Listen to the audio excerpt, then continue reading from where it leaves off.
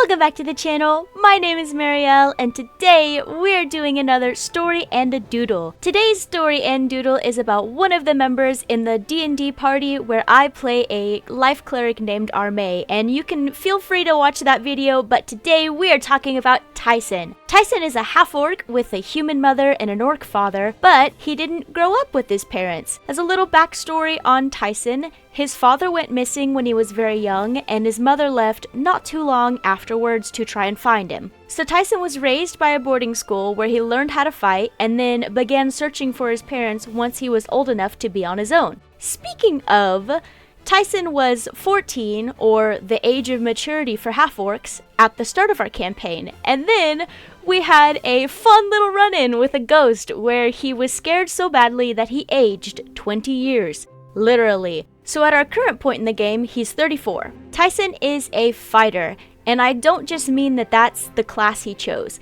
Tyson literally has a fighting spirit. He's always looking to either pummel someone or get his butt kicked trying to. Another thing about Tyson is that he's always on the lookout for better armor and tools. Whether he's trying to convince a wealthy woman to give him the decorative plate armor in her mansion or talk a king into giving him more magical items as a reward, Tyson will do almost anything to be the most prepared for the next fight. Funnily enough, he also seems to be the least prepared for any combat we run into. The story that I'd like to share with you all starts like any other day in the guild.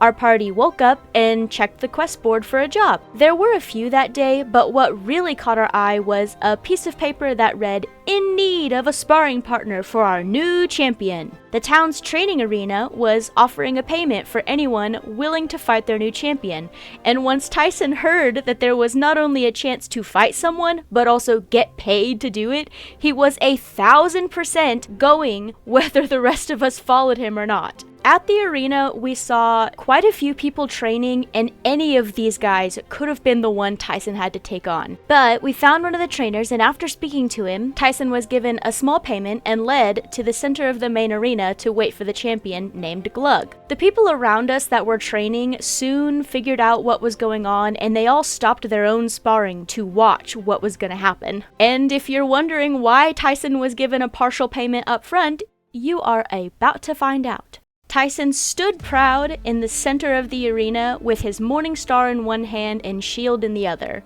The crowd was waiting in silence for the new champion to come out, and with their reactions, the rest of us were getting a little nervous. Suddenly, there was a thud. And then another. And another. And on one side of the arena, a very large gate opened so slowly. The gate was barely even open before a giant came barreling out of it, his footsteps shaking the entire building. He had nothing in his hands, but his size alone told the rest of us that he was not any less dangerous because of his lack of a weapon. And just for a size comparison, Tyson was about 6 feet tall, and he barely reached mid-thigh on the giant. This guy was huge! Once the fight began, we were all on the edge of our seats.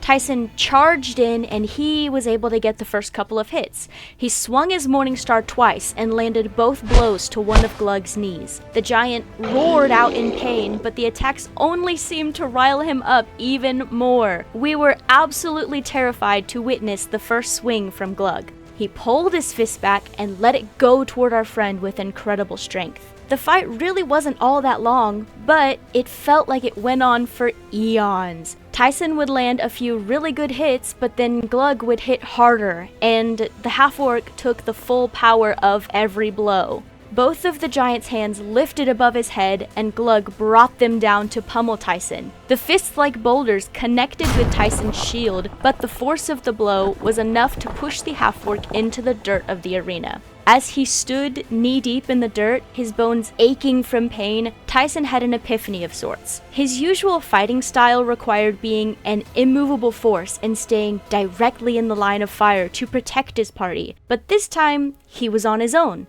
both defender and attacker, and he knew he couldn't take many more blows head-on. With the giant's fists still heavy on his shield, Tyson closed his eyes and he took a deep breath. His new plan was to be as agile as he could, stay out of reach, and strike when he found an opening. Everyone in the crowd was even more excited as the half-orc started to gain an edge against the giant. Tyson spun himself in a circle to gain momentum and brought down a blow so strong that it made Glug stumble. Another impact had the giant forward on his knee, the other leg extended behind him. Glug tried to swat at him, but Tyson knew how to stay out of the way now. The crowd was the complete opposite of what it was at the beginning. We were all on our feet, screaming from both excitement and anxiety because both fighters looked very rough. The both of them seemed moments away from collapsing. Either of them could win this fight. Tyson threw himself shield first into the arm propping Glug up. The giant's arm buckled and he fell onto his chest with a grunt. He was eye to eye with Tyson now, and Tyson looked him right in the eyes as he knocked Glug out with one final blow.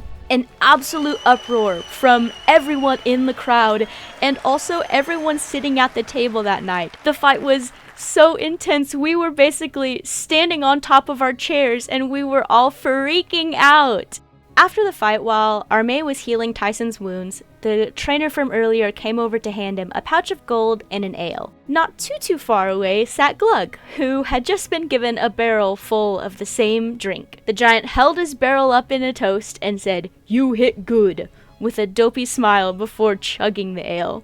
I hope you guys enjoyed this story and doodle. I had so much fun not only getting to tell Tyson's story of when he fought Glug, but also draw him. I took creative ideas from the player that plays him, and I also used some of my own ideas in there to make sure that everything looked good, and I hope that you guys like it. If you did enjoy this video, go ahead and leave a like on the video. I would really appreciate it. I'm having so much fun doing these drawings and telling the stories, so stay tuned for more videos just like this one. Thank you guys so much for watching. My name is Maeriel, and I will see you all next time. Bye-bye!